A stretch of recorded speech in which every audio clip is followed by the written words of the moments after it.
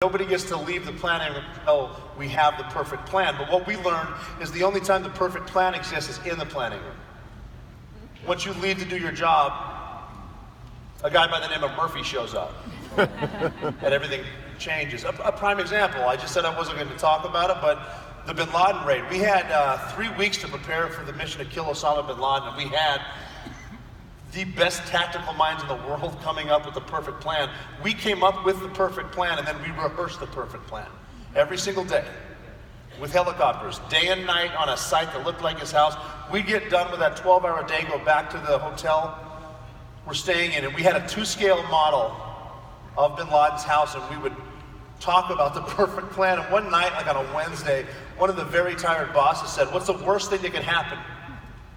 And immediately, the youngest guy in the room said, "The helicopter could crash in the front yard." And we're all like, "What the fuck? What?"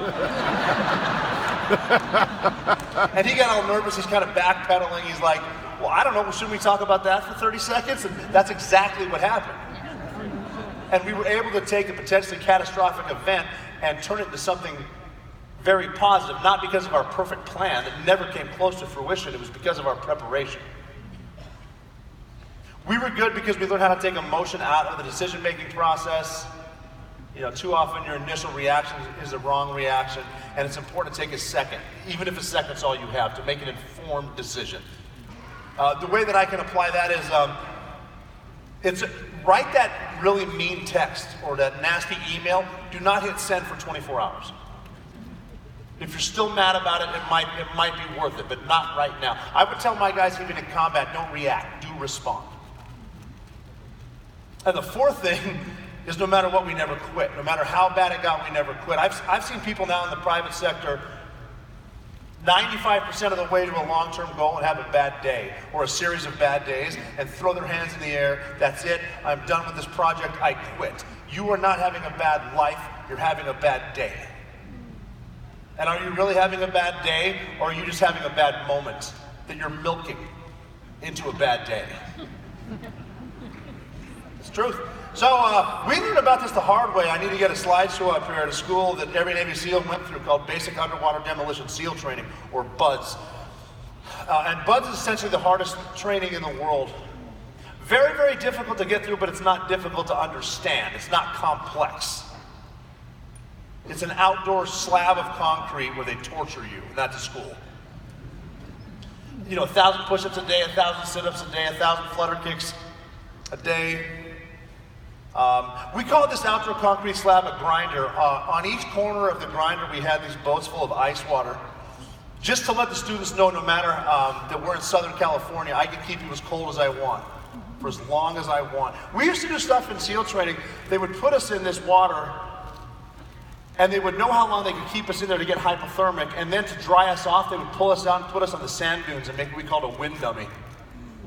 And that means the wind is drying you off, dummy. You know what's funny too is they would take our temperature. You know what? We found out the difference between an oral thermometer and a rectal thermometer. The taste. So that's the kind of ridiculous stuff they did here. We would actually, it was a mile from where we would do this to the chow hall. So we get to run 6 miles a day just to eat. On top of the additional 12 miles a day we're running with boats on our heads, carrying heavy logs, stuff like that. Now, they're very, very creative with the limited resources. There's only one thing easy to do there. They have this saying, you might have heard of it from Navy SEALs, the only easy day was yesterday. Bullshit. Yesterday was hard. The only easy thing to do there is quit. They actually encourage quitting. They make quitting easy. I remember BUDS being so bad that I had a past. I'm definitely from somewhere. I don't have a future. I'm just going to be in hell. That's what it felt like. But I can make it all end if I quit. If I quit right now, I can make it all end. I get the warm shower I wanted, the dry bed to sleep in, donuts when I wake up after 12 hours. Now, what's cool about this course, though, we learned that it doesn't matter what you look like. It doesn't matter where you're from. You can do anything you want if you keep a positive attitude. Ignore the negativity. We also learned that this system works. 85% of the Navy or the sailors who try out for this don't make it through. The system works, again, because of the people skills, because of the instructors. Every instructor there is a Navy SEAL. They've been through the training. They know what it's like. And there are traits that are common with people who have been through training like this. One trait, believe it or not, is a sense of humor. Because it gets so bad, and I'm sure you've experienced this in your life, it gets so bad if you can't laugh at yourself. Like, what horrible decision did I make in life to get to this position? You're going to lose your mind. So don't be afraid to enjoy yourself every day. That's good advice for life. Wake up with a positive attitude, give someone a hug and a kiss, because think about this. None of us are getting out of this alive. I work on TV quite a bit. I don't believe a lot of the scientific polls, but I'm pretty sure 10 out of 10 people die. So get a cocktail after the speech and have some fun, right? So, I know I'm going to. Shit, I might be drinking up here, you don't know. So SEALs are pretty funny. We learned about this the first day because we had 227 sailors that wanted to become Navy SEAls.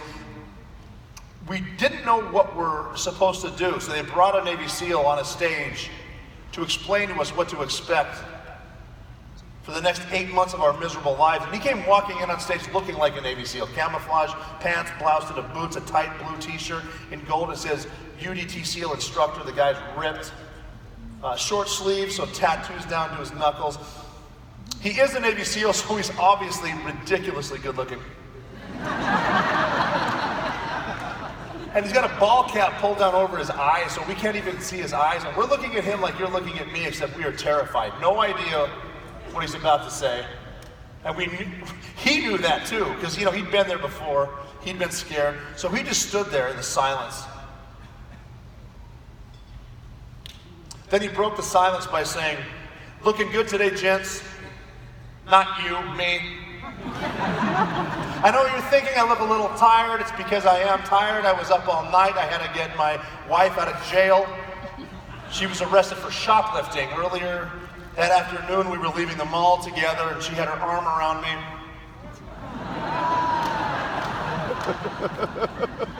Security thought she was trying to steal an anatomy chart. So we're sitting there terrified, like, what is this obvious psychopath even talking about? Again, he was just bored. But then he got motivational and said, okay, look, I know you guys have read the books, seen the movies. Regardless of what you've been told, this course is not impossible, so I will never ask you to do anything impossible.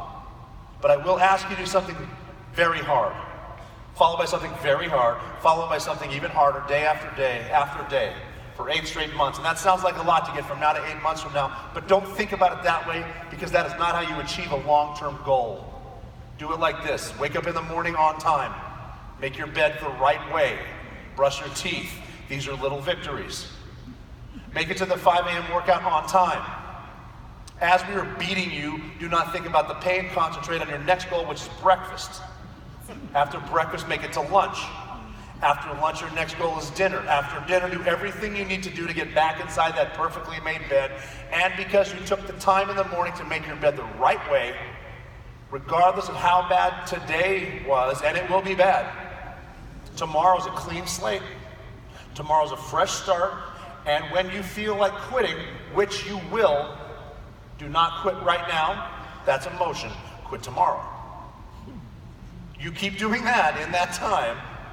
All you need to do to get from now to graduation day is not do one thing, no matter what. Never quit, and you'll be fine.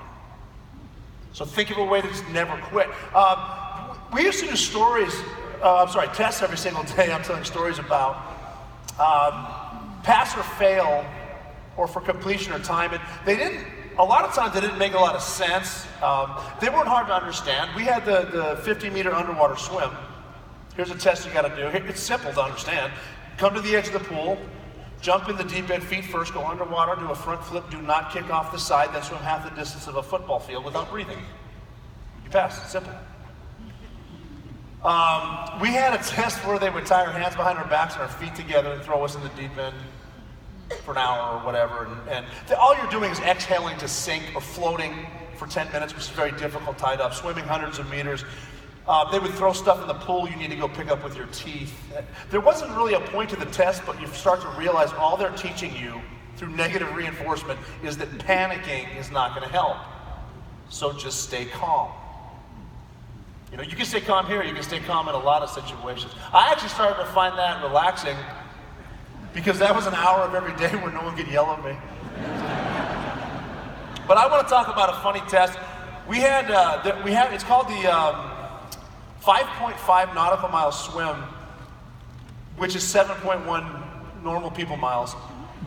And, you know, all you have to do is for completion. So what they decided to tell us, because they didn't like us, and the instructors were very funny, we did it on a Friday, they said, you know, the current's been going north to south for like 25,000 years, but today it shifted, so we're going to swim from Imperial Beach up to Coronado. So we swam to the point, we're just out there swimming, like the beach is concave, so some of us trying to do a straight line, we're like 4 miles out in the Pacific Ocean, like if we run into a great white out here, she's going to be big. Anyway, we get to a point about 100 meters before we're finishing, and the commanding officer started yelling at the instructors because now they're putting our lives in jeopardy. So they pull us all out of the water, 100 meters from this thing, and we're like, thank God it's done. We finish Friday. We come back in Monday after 2 days of rest for dive physics. They're going to teach us about physics for diving. They came in and said, hey, by the way, because no one finished the swim, we're doing it again right now. Drop your pencils, put your rubber back on. This is the meanest thing anyone's ever said to me. I don't want to do this again. So we're standing in a swimmer line. I got my swim buddy Monty, who's right in front of me. He's a Southern California dude. And the way the swimmer line works is you wear, you know, you have your shorts, you have a belt with a knife, and on the knife is a flare, and then you've got a small life vest, and you're wearing a limited amount of wetsuit. And I look across and realize that Monty is, he doesn't have a knife taped to his flare. He has a king-size Snickers bar. So I said, Monty, come on, man, we're going to get nailed if they bust you for that. And he goes, yeah, but if they don't, I'll split it with you. So they did, it was delicious. Halfway into that swim, we ate it with the sharks. So this is SEAL training. It's one of those funny courses. From there, when we graduated, they assigned us to Navy SEAL teams. And the SEAL teams are divided. We have an acronym I think we stole from the Army. It's very good for life too. It's called KISS. Keep it simple, stupid. So the SEAL teams are groups of SEALs divided by numbers. The odd numbers are in San Diego, SEAL teams 1, 3, 5, and 7. Even numbers are in Virginia, 2, 4, 8, and 10. I was assigned to SEAL Team 2. So we drove out east, stopped by Fort Benning, Georgia. Army Airborne, they taught us how to jump out of planes. 13 weeks of SEAL tactical training, which is finer points, how to be a Navy SEAL, stuff like that. Then they had a 6-month probationary period full of tests and drills and an oral board. And if they like you, that's when they assigned us the insignia for Naval Special Warfare, which is the Trident. So we became Navy SEALs. They split us up into groups of 16 to 18, each group called a platoon. That platoon works together every single day for a full year, getting to know standard operating procedures, each other's tendencies.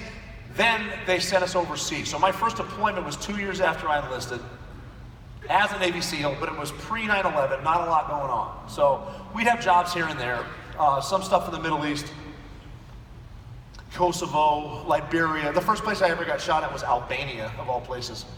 But then we're training with our allies in case of a war for contingencies.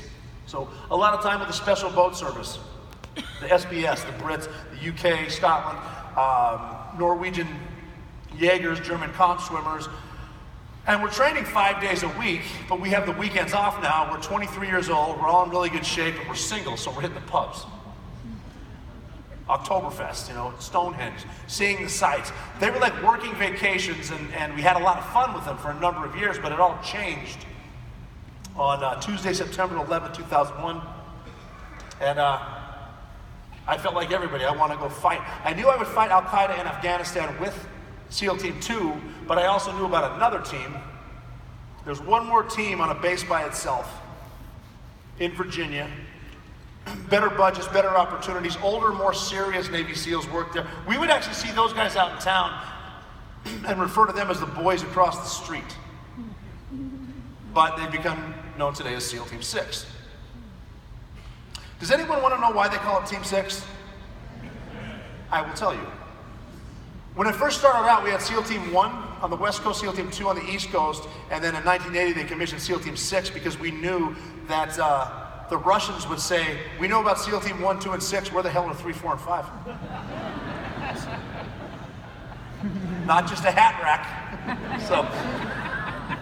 So to get into SEAL Team 6 is not well known, it's not in the movies. You need to get approved by your conventional team to represent them at first in a 3-week screening process, which starts off the first day with a really hard physical test like a triathlon.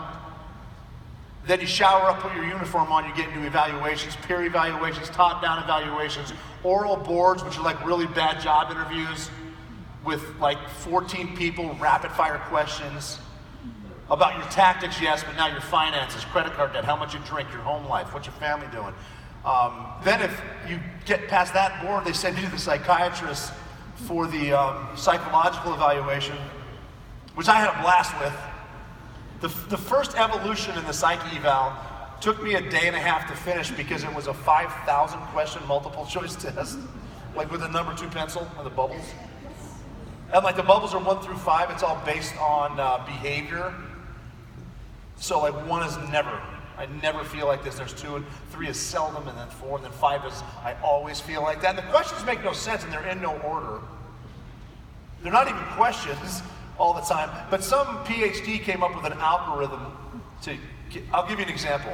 I sat down, it's like, number 1, you love roses. I'm like, 5, yes, always. Because everyone loves roses. 2, you want to decapitate kittens. I'm like, shit, that escalated quickly. Then you start to panic. Seldom with the torture? I don't know. We actually finished the test and I asked my psychiatrist, what was the point of the test? And she said, oh, we're not trying to figure out if you're crazy. We're trying to figure out which flavor of crazy you are. So we can place you. She actually told me, I had the same psychiatrist at SEAL Team 6 for 8 years.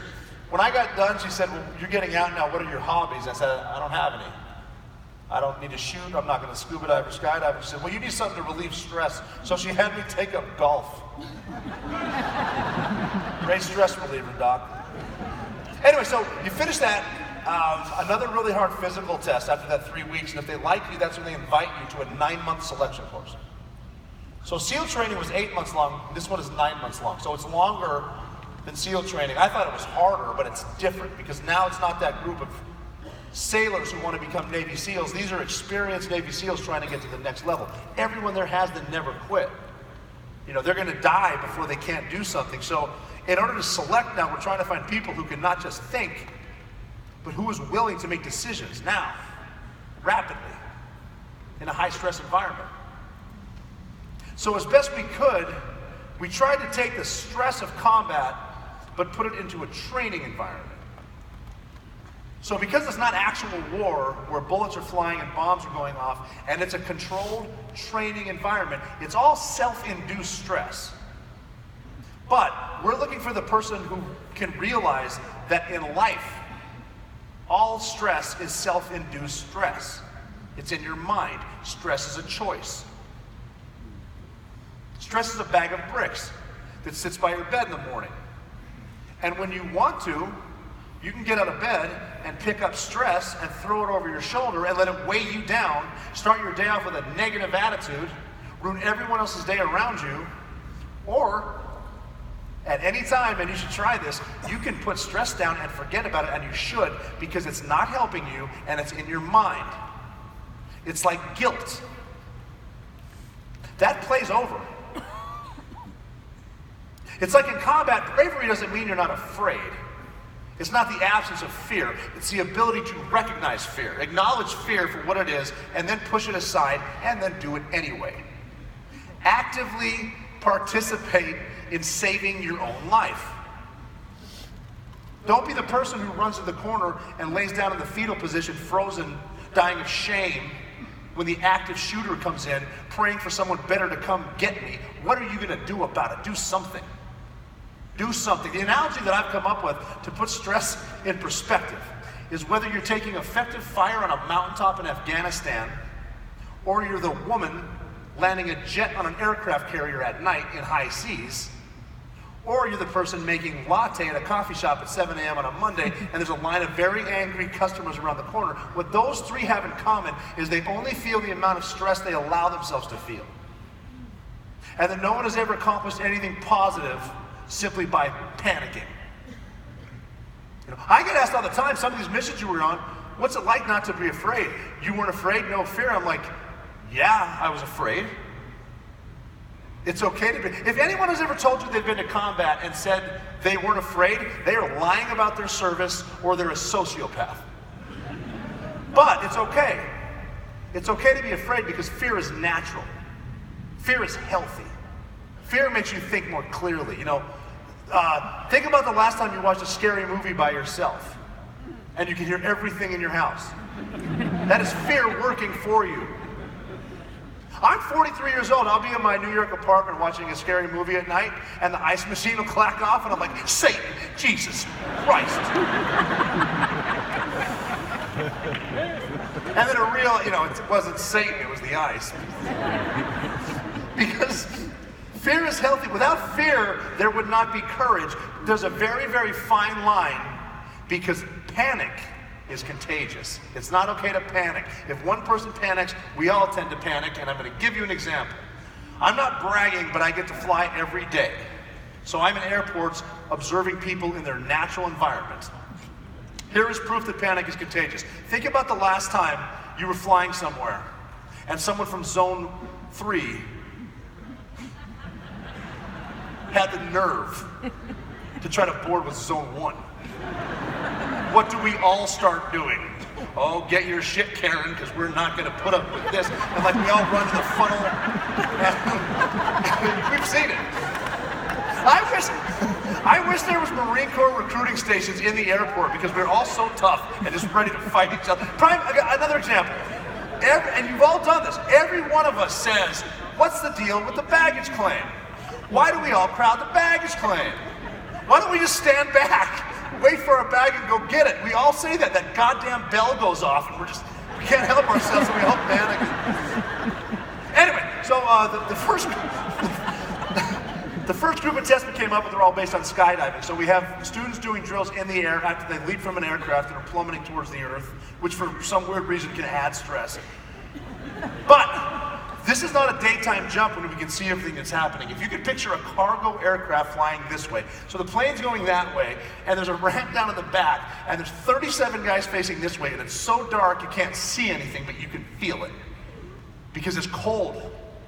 The air is very thin. You know, even though you can't see anything, you know you're up at altitude, and then one after another we follow each other into that abyss. 1,000, 2,000, look 1,000, pull 1,000. As you pull your ripcord, your canopy comes off your back in 2 sets of risers. What you want to do is grab the rear set of risers, assist it with the opening, and turn yourself to the right. Everything that we did as Navy SEALs, we have rules. Always have rules. It's okay to change your rules if something's more efficient, but always follow your rules. One of our rules is on a combat jump, when you depart the aircraft, the target is that way. The reason the target's that way is because these parachutes are not round. They don't fall straight down. They're elliptical like a wing on a plane. They go forward at 20 miles an hour in no wind. So the reason the target's that way is because we know if and when we bump each other, which happens, and talk about fear, that is terrifying, but we know going the same direction, it's safe. If we bump each other going the opposite directions, we use a word called catastrophic. Because you hit body to body, you're going to get ripped in half. And if you hit the lines that connect your friend to his canopy, you're going to wrap up in a big nasty ball of rope and silk plummeting towards the earth together, thinking about how painful that was to get most of my hand cut off. And then we both get to die in 32 seconds when we smack into the mountain. So this is all simulated stress. Now the first thing you do when you get on heading is pull down your night vision. If you are dying to know the sensation of night vision, I'm going to help you out. After I'm done talking, go hit the bar. I want you to get 6 really strong drinks, knock them back really quickly, then find 2 toilet paper rolls and just pretend that they're green. Because, like, my periphery goes to shit in 3 minutes, I don't care. So, anyway, so we get on heading night vision now, we get in a stack. It's a line, 10 feet back, 10 feet up, jumper, jumper, jumper, jumper, jumper. That stack is going to a spot 11 miles away that none of us have seen before except on a map, and the low guy, who's furthest out and down, has the hard job or the fun job depending on your attitude. He's the lead jumper. His job is to get everybody in line, night vision down, get a positive visual identification on the drop zone, then with his limited instruments do a quick calculation that we call a glide ratio, which is simply altitude, distance, speed, heading, bearing, course. Can we make it? He needs to decide for everyone if we can make it there, and if we can't make it, he needs to find what we like to call an alternate drop zone. The funny thing about skydiving, no matter how bad it goes up there, you're gonna land. So, look for something without obstacles, houses or fences, God forbid power lines. Make a nice safe pattern into it, because you don't want to hit each other on the bottom end going opposite directions. It's just as bad, you're gonna be just as dead from 300 feet as 25,000 feet. And he also needs to find out what the wind is doing on the ground. You know, when we depart the aircraft going that way, the wind is at our backs, but as we descend, it can shift. So he's also looking for indicators, smoke or trees, birds. I used to use my own feet. How am I being pushed? Because you want to find the maximum wind on the ground so you can land into it, slow down and stop. Because like I said, we're going 20 miles an hour forward and no wind. If he screws that up, and there's a 15-mile-an-hour wind at our backs, we could have saved the Air Force a lot of money, a lot of time, if instead of borrowing their C-130, we just went to Enterprise and got a minivan and drove through the desert at 3 in the morning at 35 miles an hour, then open the door, close your eyes, say a prayer, and just jump into a cactus.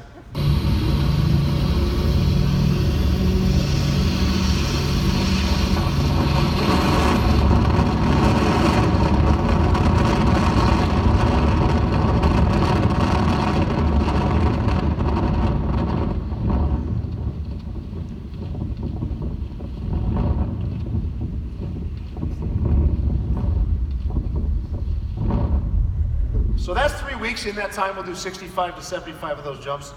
I did get a picture of everyone just now. Thank you for that. I will tag all of you on Instagram.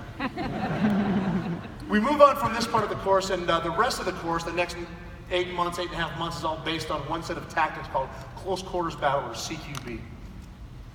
And CQB is the SWAT team style entrance you'll see in action movies where the good guys come into a room, try to clear it, get the bad guys, save the hostages. The reason that we use CQB in so many different environments is because for us anyway, combat seemed to come down to an entry point, like a door on a house, a hatch on a ship, a cave entrance. So when an operator comes through that door, there are definite steps, distances, movements, and angles for each guy as they enter, and it differs for each shooter coming in based on protecting each other's backs and fields of fire. So we'll start off with 4 students at a time entering into what we call a shoot house, or a kill house. And a kill house is simply a training area that looks like a hotel. So it's laid out like a hotel, but unlike a hotel, the walls are ballistic because we're shooting live ammunition, blowing up real bombs, and up in the catwalks on, 20 SEAL Team 6 instructors. So a minimum of 5 sets of eyes on each guy as they're entering a room. And what they're doing is when that student comes through the door and makes a mistake, which you will, you're going to make mistakes, they don't stop the training to correct the mistake. They do the opposite, and they speed it up, and they start shining a light on you. They start yelling at you, calling you stupid. What are you doing here? Because they want to see what kind of a person you are. Are you the person who comes into a situation, makes a mistake, acknowledges that mistake, but realizes worrying about this mistake right now is not going to help me? I have a job to do. We'll talk about it later and correct it. Or are you the person who comes into a situation, makes a mistake, and then you can't stop thinking about that mistake?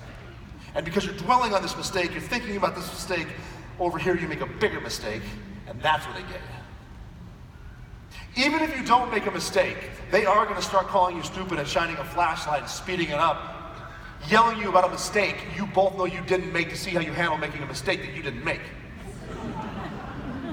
Self-induced stress. I could talk about CQB for weeks at a time, but to give you an idea of what's going on in this situation, I will walk you through what the number 1 man is thinking as he enters a room. Keep in mind, this will be one guy through one door on one wall in one room. Think about how many rooms are in this hotel. Think about all the stairwells and hallways and angles, and it would be going 10 times faster than I'm about to explain it. But if you could imagine a door right here, I'd be the number 1 man pointing my gun at the door. There's a 2-man, a 3-man, and a 4-man immediately behind me in what we call a stack or a train. In order every time, based on what the door looks like, because they're all watching you, is I see a door, I don't see hinges, door opens, I click the fire, check the door, doors unlock, wait for the signal. And the signal is a squeeze of the leg or the shoulder from the number 2 man, letting the 1 man know through effective communication, we have enough guys, it is time to go in the room. The 1 man doesn't need to waste time by turning around and counting for himself. Plus, if he did that, he just dropped security on the door, and that's a safety violation, you're fired.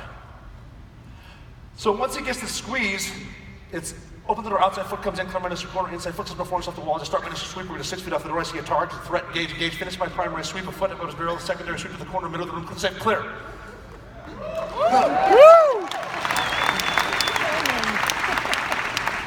Now the reason that can be stressful is if imagine you're not the 1 man, but you're the 2 man. And you have your hand on your buddy's shoulder. You're gonna give the squeeze, you're counting, but you're having a bad day. And you don't want to screw up what we're about to do, so you try to choreograph what should happen in the room, even though you should never do that. Don't assume a situation is going to go a certain way. Get the situation, analyze it, adapt, overcome, let your tactics train take it. But I'm having a bad day, I'm the 2 man. Okay, he's the 1 man, I'm the 2 man. He's going to go this way for sure. I'm definitely going that way to cover his back, so this is definitely my outside foot going through the door. We have enough guys. Go. And all of a sudden he goes this way. Now you step with the wrong foot, but you got to cover his back. So you're tripping on yourself, you feel like an asshole, you're mad at him for doing that to you, they're yelling at you, and you shoot the wrong target. You're fired. You're out. You're never coming back. Even if you don't make a mistake. Like I was talking, I was the 1 man one time, did the whole thing over here, center of the room, clicks it clear. They stopped the train to yell at me. They actually stopped it. O'Neill, how could you do that? You're supposed to be 6 feet from the door. You're way too far in the room. You over-penetrated. Why? Now that's a trick question. And the answer is always, because I'm an idiot. Just deflate the argument. Don't get in an argument you can't win. It's like when your wife comes home. Honey, we need to talk. Start a fucking fire in the kitchen. It's way easier to manage.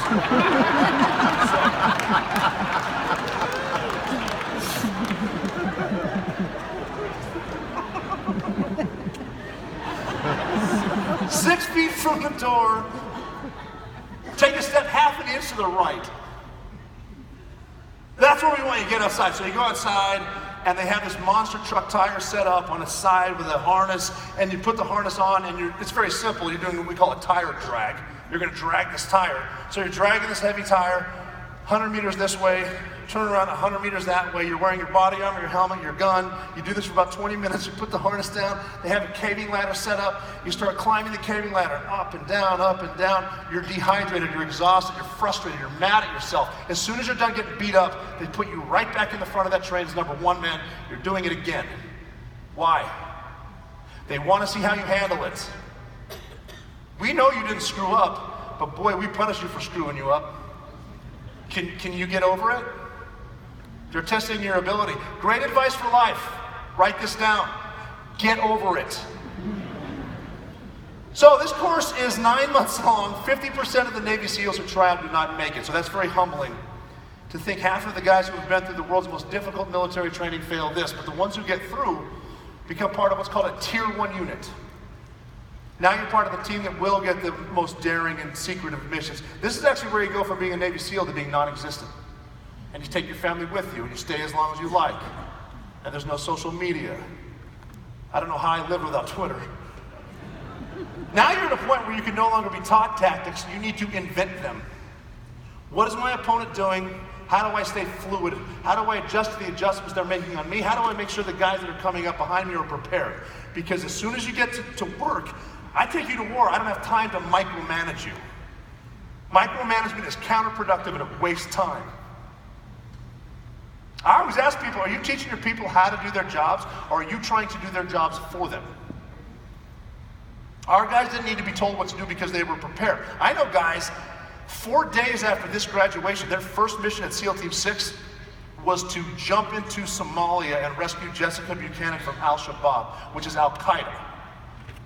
17 guys jumped in winds so high that we wouldn't have done it in training, killed 22 terrorists, got both hostages. Not one of our guys was hurt because they were prepared. And preparation comes from training, communication, repetition. Training, communication, repetition. We train hour after hour, day after day, fine-tuning our tactics, adjusting our rules, but most importantly, learning the best ways to effectively communicate with our people, because we really believe, and a lot of people don't believe this, but we believe if our people knew what they were doing and why they were doing it, they would be more efficient. And what we learned about effective communication also is the less we talked, the better we were, because we got rid of the noise. The nonsense, the email that you got today with 20 people on the CC line. And all it says is FYI, FYI, see below. That jackass who always puts the letter K. We know you're there. Just because you're talking does not mean you're communicating. We actually learned if we were silent, we were faster, more efficient, and communicating at the highest levels. And we actually did this on target. The Bin Laden raid. We wouldn't talk to each other. Prime example, helicopter crash lands in the first yard. The pilot saved everyone's lives. But he crash lands, they drop us off in the wrong spot, huge explosion, immediate gunfight, people being killed. When that 8.5 seconds of complete chaos on the most important mission in modern history was over.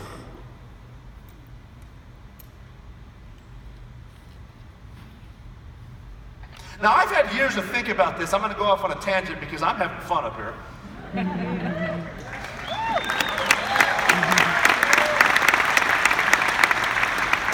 That must have been really scary for Al-Qaeda.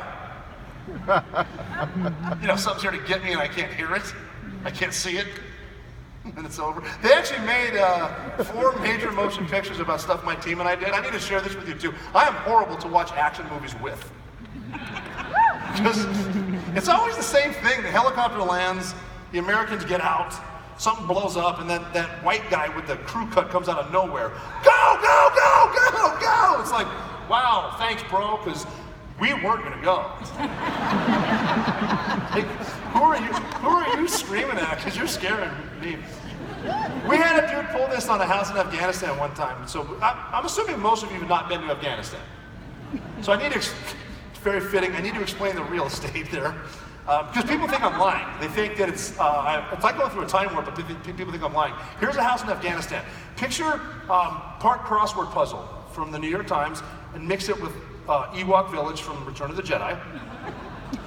So it's these mud walls, and sometimes the rooms inside are rooms with limited furniture, but there's no ceiling, so it's open air and starlight.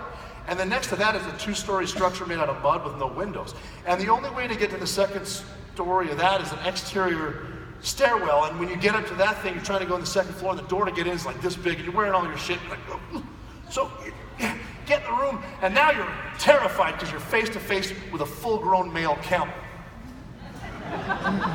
And then your wheels start spinning. Well, he didn't fit through the damn teeny door. Why would they build a room around a camel on the second floor? And like, oh, I'm in Afghanistan. It fucking sucks over here. And then the wall's right here, so that's what it looks like. So I'm on this side of this one thing over here, and my guy is off on this side, and he starts getting shot at. Newer guy. I can't say whether or not he got afraid, but he definitely got adrenaline because he's a newer guy, and you get adrenaline the first few times someone shoots an AK-47 at you. It's like they're really loud. So he came over. Again, keep it simple. His push to talk, which you can push to talk. And he started talking. Hey, I got a thing. We can do this. Troops in contact. There's an entry. My God, he's shooting at me. Blah blah blah. Other guys start hearing this, and that's contagious. So they start talking. Yeah, no problem. You just say put right there. We're going to put a muzzle truck at the 6 o'clock. Blah blah blah. Everyone's talking, but no one's communicating. I happen to be on a rooftop. I hit my push to talk and said, everyone listen to me. I need you to calm down. Take a deep breath. It's a push to talk, not a push to think. Okay, I need you to think and then push, talk. So the point I'm getting at is not don't talk to each other. It's just important to effectively communicate with your team. And the first rule of effective communication is this. When you're done saying what you're saying, stop saying it. I love quotes. I don't know where to give credit for this, but someone smarter than I said, never pass up the opportunity to shut up. So we claim to be prepared for anything at any time, and we had a chance to prove it in April of 2009. That's when piracy became popular off the coast of East Africa. Somali pirates were gathering these ships, taking the crew and the crate. They weren't hurting anybody, and these weren't even terrorists. They're just criminals, but they're saving it till someone pays the ransom, which they always did. So services are being rendered, money is changing hands, lucrative business. I was aware of it, but thinking, what does it have to do with me? I'm in Virginia. It was Good Friday, April 10th, which is my birthday, and I was at my daughter's Easter tea party at her preschool. And what we were doing is we thought it would be cute to put the kids in the middle of the classroom, their desks facing us, and the parents would go through. We had these 2 buffets set up, and we're all military, Navy, Marine Corps parents, and so we're going to be very efficient through the chow line. I remember having a pink plate in my hand. I'm walking through this thing, and I'm quickly but efficiently covering it with cookies and smiley face cupcakes and shit that 4-year-olds eat on Easter. And I'm walking it back to my kid, and I got a message. What happened is a guy by the name of Captain Richard Phillips had just been taken by Somali pirates. They're calling my team to go get him now. So, put the plate down, look my daughter in the eyes, give her a kiss, and then turn around and go to war. From a preschool classroom in Virginia Beach on my birthday, which is really weird when you think about it. And that, by the way, is the hardest part of combat. Right there. The hardest part of combat is not getting shot at or having stuff blow up next to you. That is very easy. The hardest part is kissing your kid goodbye. Looking her in the eyes, the realization of this could be it. This could be the last time we see each other. And there is a huge difference between kissing your kid goodnight and kissing your kid goodbye. She's 15, just got a job at Chick-fil-A. I love that. In her lifetime, I've kissed her goodbye 11 times. We don't do it anymore. But the hardest one, this one daughter was always there, it seemed like. When she was 1 year old, that's when we went after and rescued Marcus Luttrell, the lone survivor. She was 4, we went after Captain Phillips. She was 7, we went after Osama bin Laden. And that was the hardest one because that was a one-way mission. We are not coming back from this, and we know that. We're going to get shot down on the way in. We don't know if this technology works. There's going to be a gunfight when we get there. If anyone's going to blow himself up and kill the entire family when we're in the building with him, it's Osama bin Laden. We're going to run out of fuel and end our short lives in a Pakistani prison dying in a non-fun way. We were so convinced we weren't coming home. The guy that led me up the stairs to bin Laden's room, and it was never drawn up that way. It's just sometimes life works out a certain way. But he came up to me before the mission and said, look, don't take this the wrong way, because I'm going, 100% I'm going. I just need to say this out loud so I can hear it. If we know we're going to die, why are we going? Which I think is a fair question. So we talked about it, and we decided we're not going after bin Laden for the reward, and we're not going for the fame. We are going after Osama bin Laden for the single mom who dropped her kids off at elementary school on a Tuesday. And 45 minutes later, she jumped to her death out of a skyscraper because for some reason that was a better alternative than whatever hell was going on inside at 2,500 degrees Fahrenheit. And her last gesture of human decency was to hold her skirt down as she murdered herself. She was not supposed to do that. She didn't want to do either one of those things. She's not supposed to be in the fight. We're supposed to be in the fight, and that's why we're going.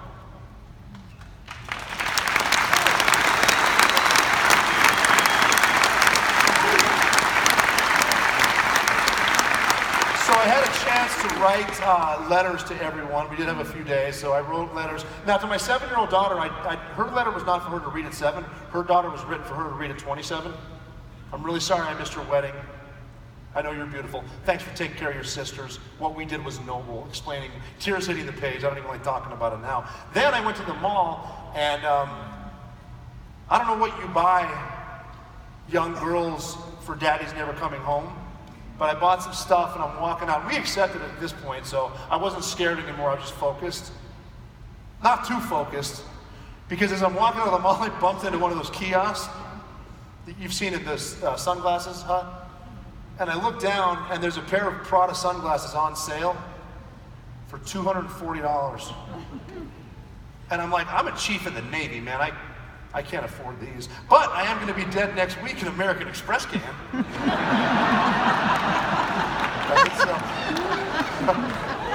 So I'm wearing these sunglasses. And then I started thinking, what if we do live through the night in bin Laden's house and need to steal a car?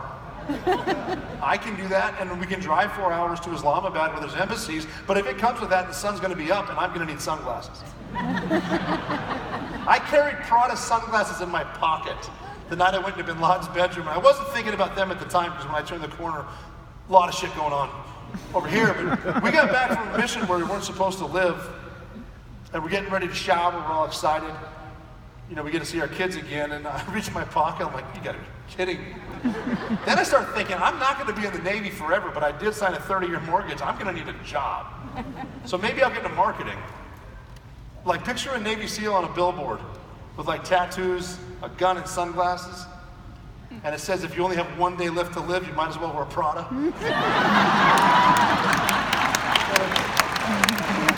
So, back to the 4-year-old after Captain Phillips. So I give her a kiss, turn around, and I go to work. Now, I'm going into work, I have a set amount of time to get there, but I'm ahead of schedule. And there's a 7-Eleven in front of the base where I'm living, so I stop at the 7-Eleven with a plan. I'm gonna get as much cash as I can out of the ATM, a log of Copenhagen, a cart of cigarettes. The reason I'm doing this, we are definitely jumping on the east coast of Africa today.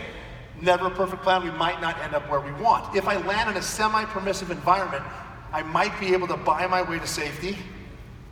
With the cash, I might be able to barter with the locals, with the tobacco. I might end up like on a kick-ass Kenyan beach on my birthday with cash and tobacco. There's casinos there. Sweet. So, I'm in line to get my stuff, and there's one dude in front of me who's in no hurry whatsoever. I'm in a hurry, he's not, just finished the night shift or something. I'm looking over his shoulder, and one of the things he's buying, I can see, is a USA Today, and the headline is about the mission we're trying to go do. Very patriotically, he slammed it down and announced the entire store. Man, I sure wish someone would do something about this.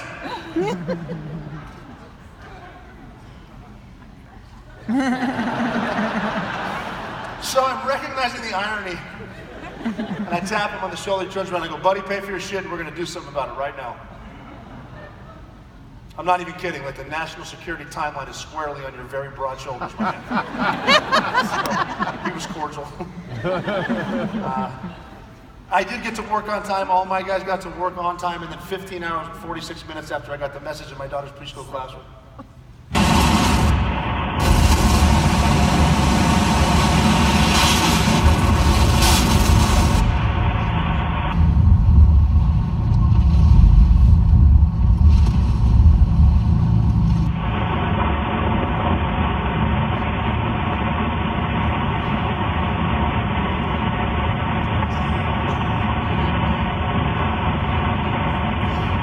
There were 4 pirates, so we kind of stacked the deck.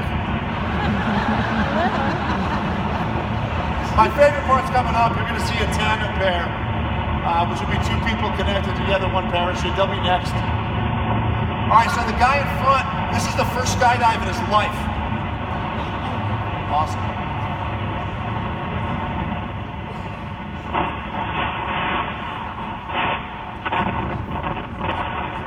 The reason that was his first skydive is because he was not a Navy SEAL, he was a communicator. His job was to set up radios on the airplane because we had a new administration. Washington wants to talk to us on the flight over, but a few hours into the flight, we're like, never a perfect plan, we might need better communication when we get down there. I'll handle this. Wake up, brother. Huge changing plans.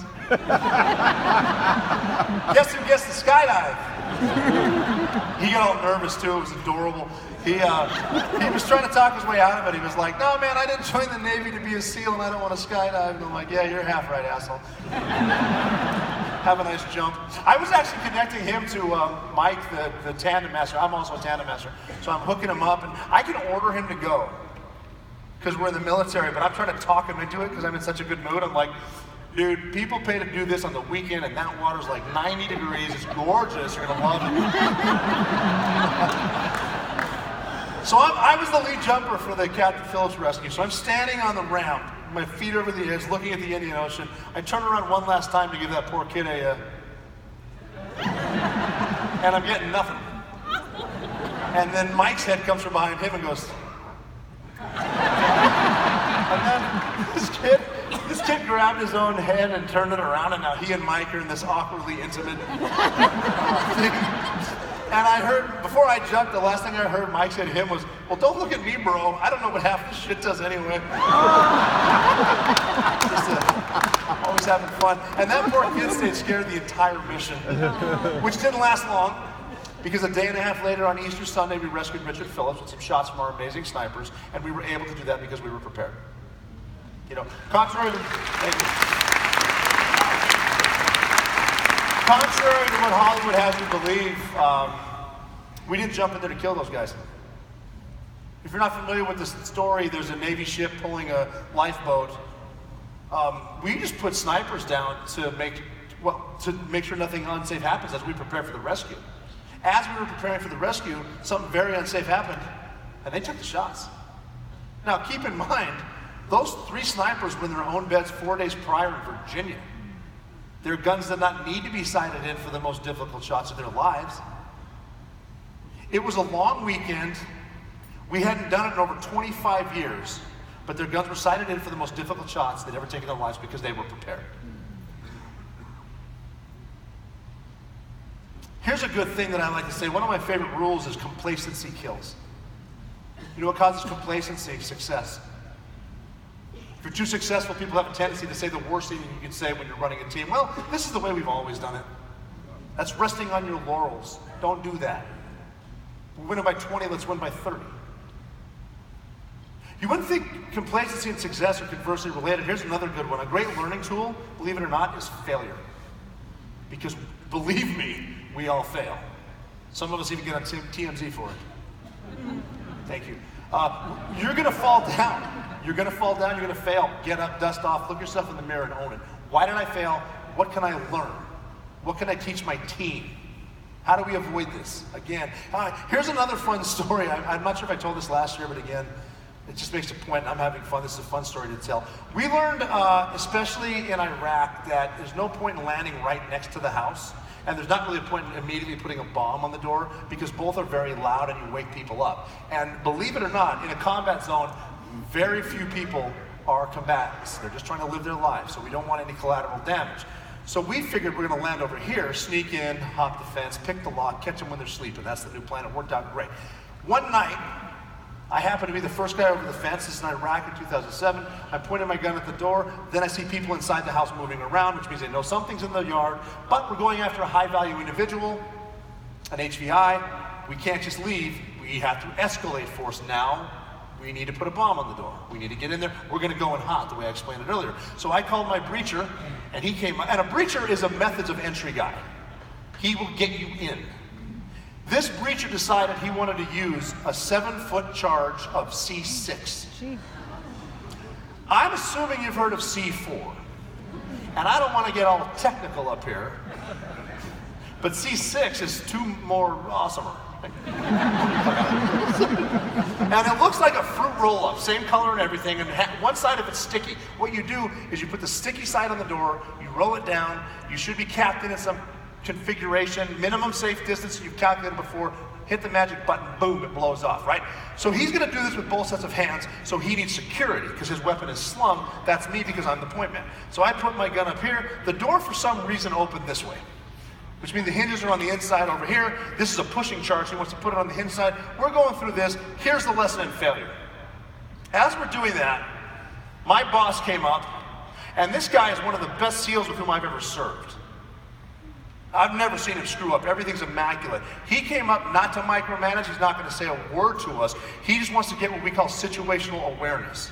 What's happening, right? So he's looking around, and that is where he put his elbow right on the doorbell. Bing! And then he didn't want to move his elbow because, boom, right? So the breacher's right about here. And he can't yell at him because that's his boss too, so he just goes. And then his wheels start spinning. He's fiscally conservative, doesn't want to waste the taxpayers' money, right? So he just starts rolling it back up. And you can kind of hear him mutter, I guess we don't need this fucking thing. So now I'm right here next to him, and I no longer want to be here. This just became a very, very dangerous place. Al-Qaeda likes to shoot through doors, and unlike Hollywood, bullets go through a lot of stuff. I don't want to be part of this equation, so my mind's spinning. I'm thinking faster than I talk, and I talk pretty fast. Anyway, the door opens. It's a goddamn terrorist we're looking for. He and I share a very awkward. And then I'm like, oh shit, right. So I grab him, we kind of take him down. The breacher hops on him, we get him in cuffs. I have my knee in his back. I look at my boss and go, shit, let's just do that every night.